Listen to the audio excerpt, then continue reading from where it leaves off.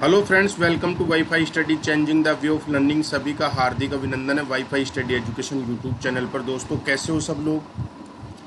राम राम मित्रों, राम राम सबको, राम राम, राधे राधे।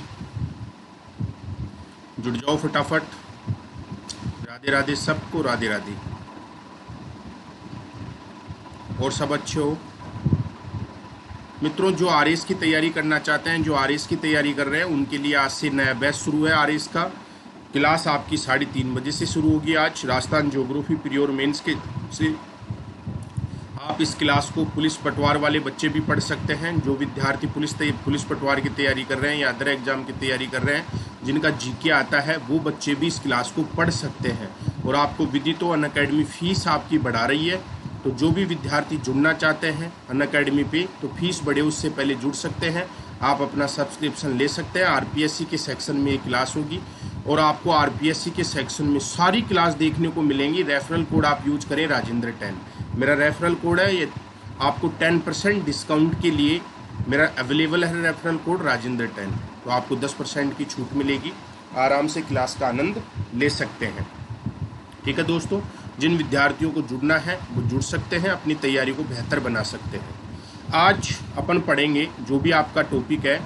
तो आज पॉलिटिकल का एक टॉपिक है, उसको पार्टों की अपन चर्चा करेंगे। आज अपन सबसे पहले पढ़ेंगे महत्वपूर्ण संविधान संशोधन अधिनियम। टॉपिक आपका है महत्वपूर्ण संविधान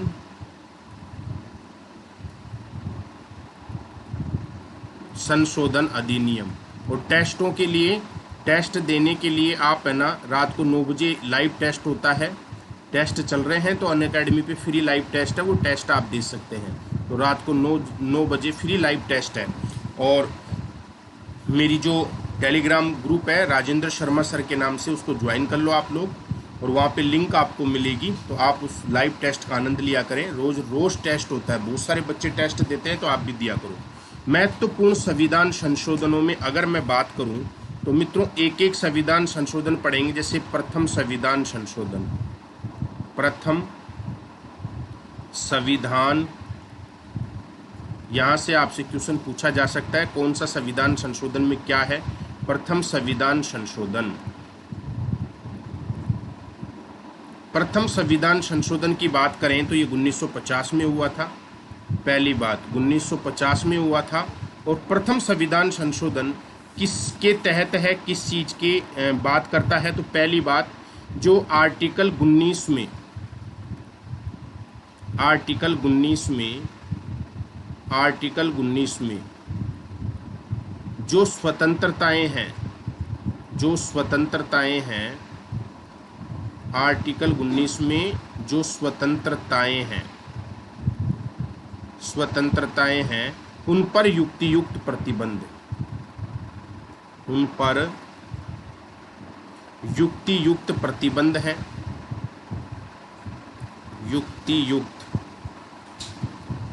युक्तियुक्त प्रतिबंध, ये भी इसी संविधान संशोधन के तहत लगाए गए हैं।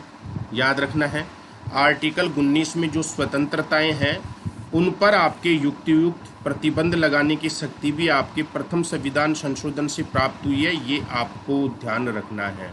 क्लियर है? आपसे परीक्षा में प्रश्न पूछा जा सकता है कि प्रथम संविधान संशोधन 1950 में क्या उल्लेख है। तो याद रखना है, 19 में जो स्वतंत्रताएं प्राप्त हैं, उन पर युक्तियुक्त प्रतिबंध है।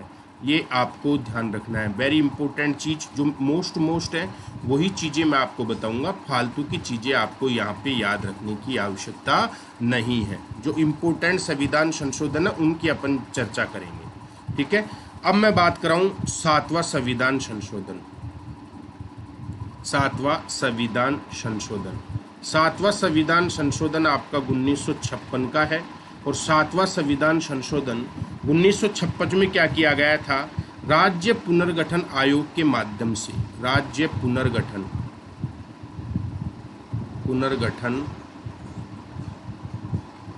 आयोग के माध्यम से,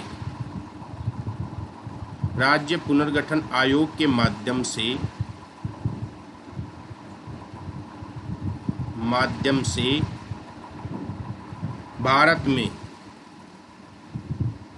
भारत में 1 नवंबर 1956 को 14 राज्य व 6 केंद्र शासित प्रदेशों का गठन। 6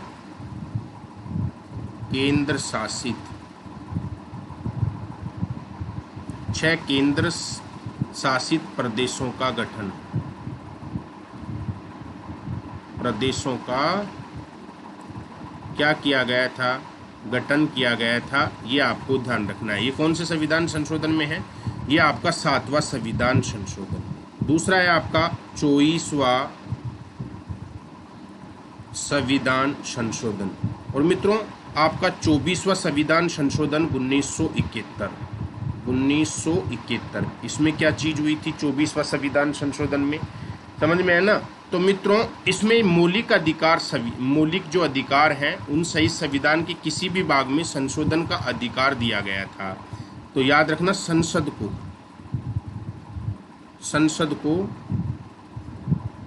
मौलिक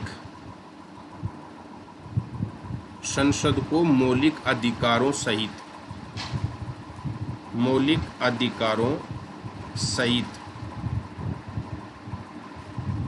संविधान के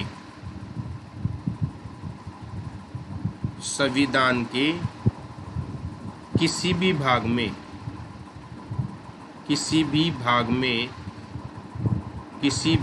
में संशोधन करने की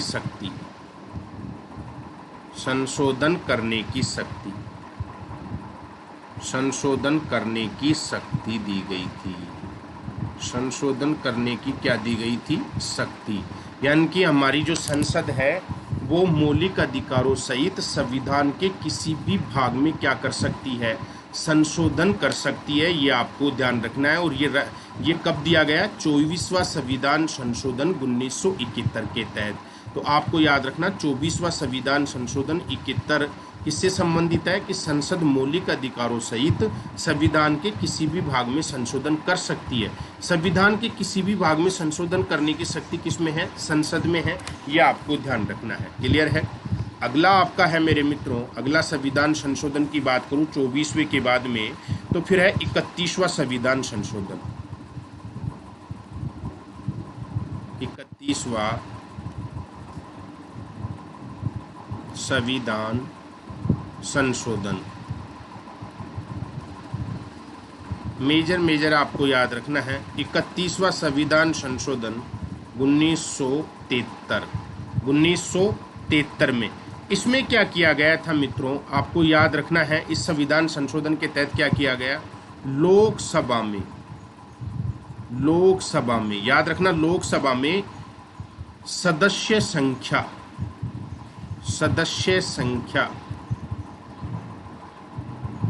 525 से बढ़ाकर 525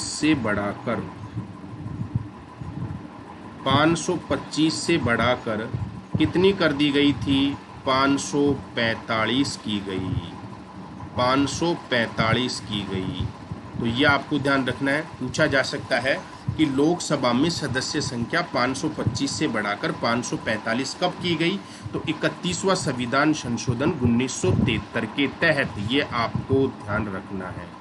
अगला सवाल आपका है मेरे बच्चों, अगला आपकी अगर मैं बात करूं तो 31वें के बाद में 39वां संविधान संशोधन। 39वां संविधान संशोधन तो ये कब है? 1975 में, 1975 में। 1975 का है 39वां संविधान संशोधन। इसमें क्या किया गया है कि राष्ट्रपति, इसमें क्या किया गया? राष्ट्रपति कोमा उपराष्ट्रपति, राष्ट्रपति कोमा उपराष्ट्रपति कोमा लोकसभा का स्पीकर कोमा प्रधानमंत्री के निर्वाचन को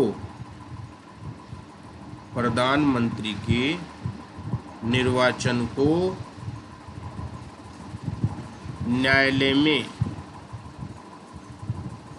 प्रधानमंत्री के निर्वाचन को न्यायालय में चुनौती नहीं दी जा सकती, चुनौती नहीं दी जा सकती, नहीं दी जा सकती, दी जा सकती,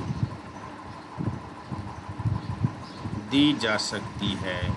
यह आपको ध्यान रखना है। फिर इसमें संशोधन होंगे आगे, कब इनमें वापस चुनौती देने का अधिकार दिया गया। तो 39वां संविधान संशोधन 1975 के तहत ये व्यवस्था की गई कि राष्ट्रपति, उपराष्ट्रपति, लोकसभा का स्पीकर, प्रधानमंत्री के निर्वाचन को न्यायालय में चुनौती नहीं दी जा सकती। ये आपको ध्यान रखना है। क्लियर है पूरा का पूरा? याद रखना है 39वां संविधान संशोधन 1975 में क्या व्यवस्था है कि राष्ट्रपति, उपराष्ट्रपति, लोकसभा के स्पीकर, प्रधानमंत्री के निर्वाचन को न्यायालय में चुनौती नहीं दी जा सकती किसी भी प्रकार की। ये आपको याद रखना है। क्लियर यहाँ तक का मामला? अब आगे की बात करेंगे 42वां संविधान संशोधन।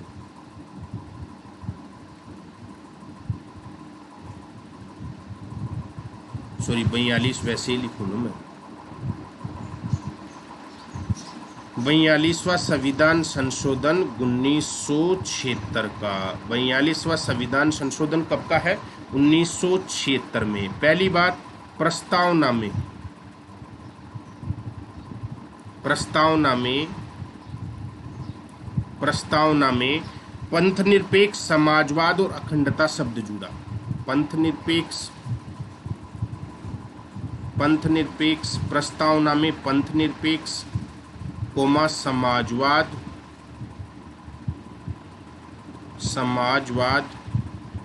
पंथनिरपेक्ष कोमा समाजवाद कोमा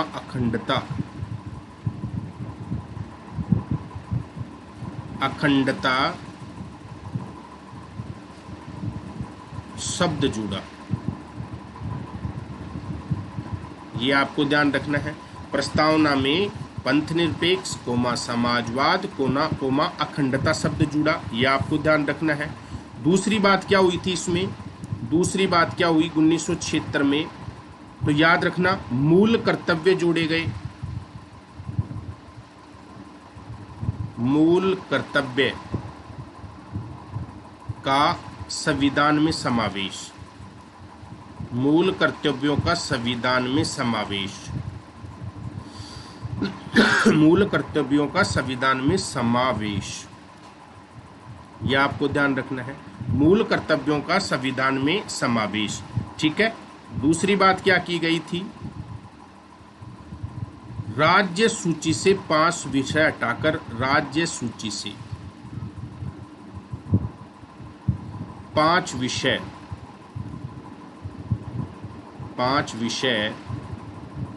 हटाकर समवर्ती सूची में जोड़ना। समवर्ती सूची में जोड़ना, ये बात में इसी में कही गई थी। और तीसरी अगर मैं बात करूं तो राष्ट्रपति मंत्रिमंडल की सलाह मानने के लिए बाध्य।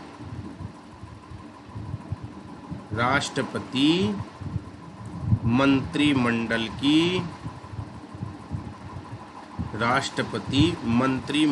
की सलाह मानने के लिए बाध्य। सलाह मानने के लिए बाध्य। सलाह मानने के लिए बाध्य।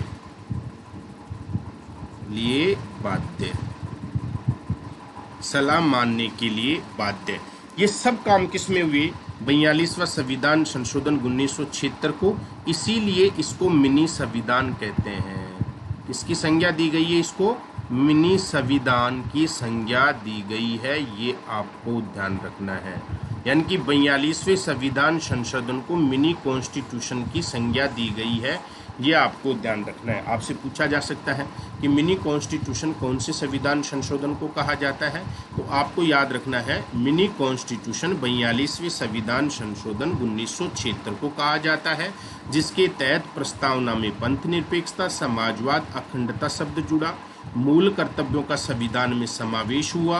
राज्य सूची से 5 विषय हटाकर समवर्ती सूची में जोड़े गए।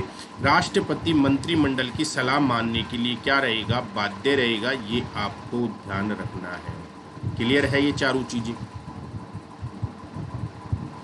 क्लियर। नेक्स्ट अगर मैं बात करूं आपके सामने तो 42वां संविधान संशोधन के बाद में 44वां संविधान संशोधन 1978। 44वां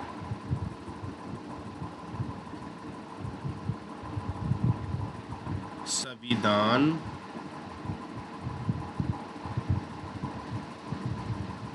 संशोधन 1978। 44वां संविधान संशोधन 1978। इसके तहत क्या क्या प्रावधान हुए हैं मेरे मित्रों? इसके तहत क्या क्या प्रावधान किए गए 1978 के तहत? तो संपत्ति के मौलिक अधिकार को, संपत्ति के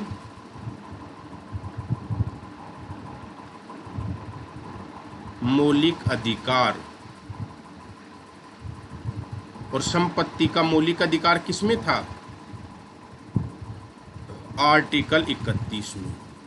तो संपत्ति के मौलिक अधिकार को, संपत्ति के मौलिक अधिकार को समाप्त करके विधिक अधिकार बना दिया गया। विधिक का मतलब कानूनी, विधिक अधिकार बना दिया गया। विधिक अधिकार बना दिया गया, बना दिया गया, बना दिया गया। याद रखना है, संपत्ति के अधिकार को आर्टिकल 31 जो है उसको समाप्त करके विधिक अधिकार बना दिया गया। और इस विधिक अधिकार का उल्लेख कहाँ है? इसका उल्लेख है आर्टिकल 300A में है और भाग 12 में है। भाग पूछे तो कहाँ पे है?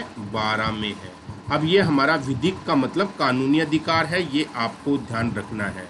दूसरी बात क्या हुई इसमें? दूसरी बात क्या है कि दूसरी बात क्या है कि आर्टिकल